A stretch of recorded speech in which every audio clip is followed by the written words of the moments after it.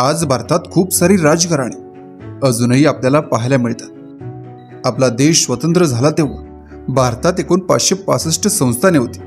मात्र या संस्थानात एक मोठं घराणं कुठे दिसत नव्हतं। हे मोठं घराणं म्हणजे भारतावर 300 वर्षाहून जास्त काळ राज्य करणारे मुघल। आपल्या महाराष्ट्रात शिवरायांनंतर स्थापन झालेली सातारा आणि कोल्हापूर ही दोन्ही राजघराणे अजूनही आपल्याला पाहायला मिळतात। शिवाय होळकर शिंदे यांची ही घराणी आजही आपल्याला दिसतात। पण लाल किल्ला, ताजमहाल यांसारख्या वास्तू बांधणारी मुघल घराणी आज मात्र आपल्याला दिसत नाही।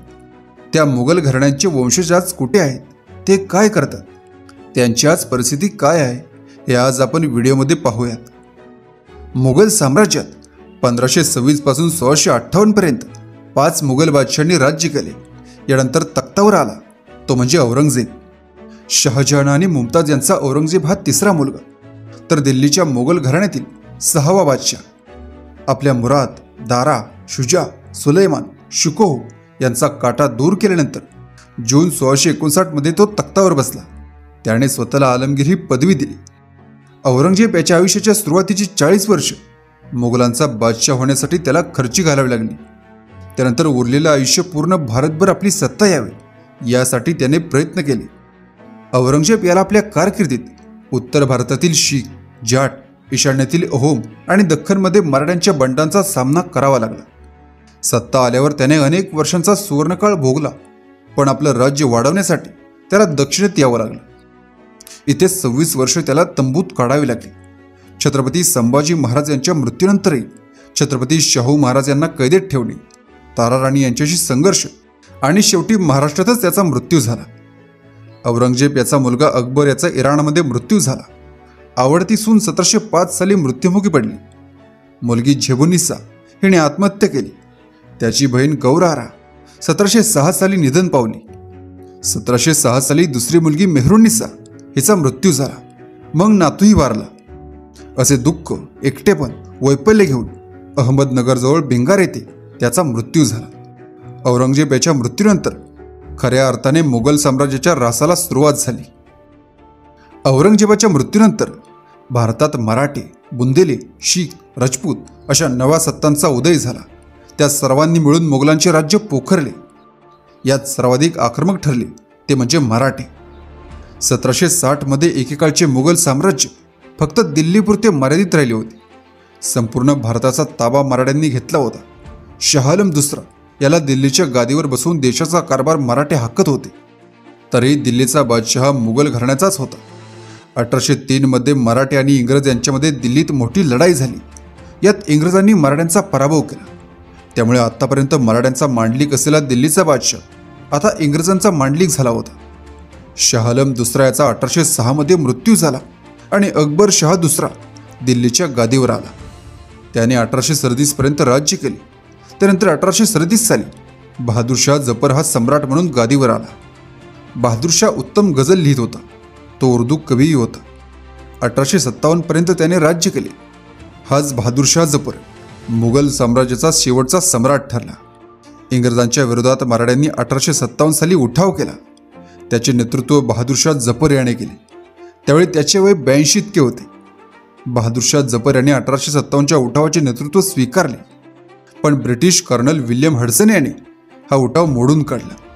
इंग्रजांनी बहादूरशाह जफर याला कैद करून त्याची रवानगी म्यानमार येथील रंगून येथे केली। या उठावामुळे इंग्रज अधिकारी खूप संतापले होते, कारण त्यांच्या अस्तित्वासाठी हा मोठा धोका होता।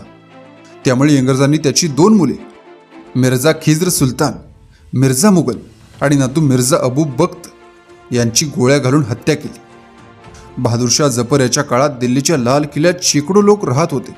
ते सर्व मुघलांचे वंशज होते, कारण औरंगजेब याच्यानंतर आलेल्या सर्वच मुघल बादशाहांनी ऐशोआरामाचे जगणे पसंत केले होते। नाचगाणे, खाणेपिणे यातच त्यांचा अधिक काळ जात होता। बहादूरशाह जफर याला 22 मुले होती। ते सर्व स्वतःला पुढचा बादशाह मानू लागले होते। मात्र बहादूरशाह जफर याच्या नेतृत्वामुळे मुघल सत्ताधीश भारतीय जनतेला भडकावित असल्याचा इंग्रजांचा समज झाला। त्यामुळे त्यांनी जाफर यांच्या मुलाचा शोध घेऊन त्यांची धरपकड करण्यास सुरुवात केली। त्यांचे राहते घर लाल किल्ला आपल्या ताब्यात घेतला। त्यामुळे हे सर्व वंशज रस्त्यावर आले। इंग्रजांकडून होणारी धरपकड टाळण्यासाठी मुघलांची वंशज वाट मिळेल तिकडे आपला संसार घेऊन पळू लागले.